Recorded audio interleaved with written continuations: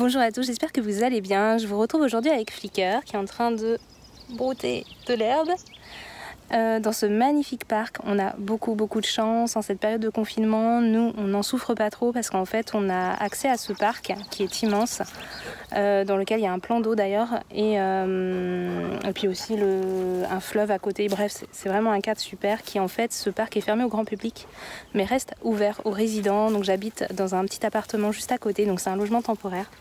Et franchement, j'ai de la chance. Je reconnais qu'on a beaucoup de chance. Aujourd'hui, si je viens vers vous, c'est vous parler d'un petit jeu d'autocontrôle. Donc, je vous avais déjà parlé de jeu. Je vous y remets dans le petit i.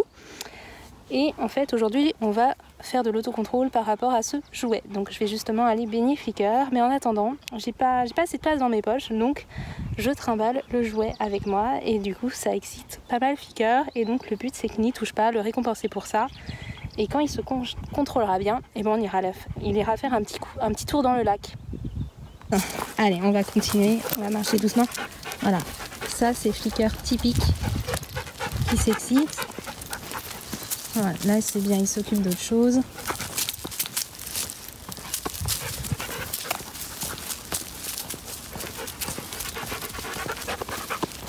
Voilà, ça c'est très.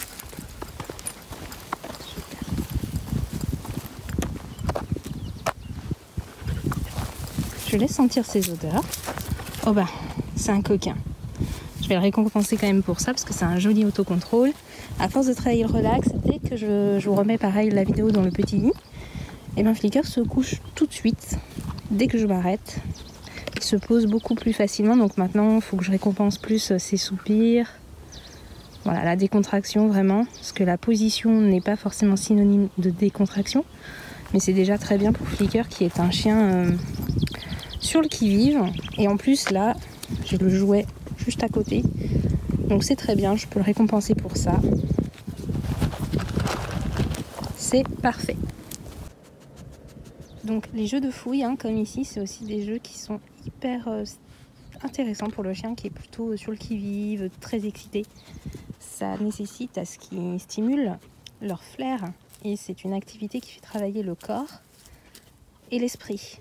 Et qui est très fatigante. Beaucoup plus fatigante que des jeux de balles par exemple. Donc là c'est parfait. Ok, on y va? Voilà. Allez, on va continuer. Il s'en mêle un peu dans la laisse.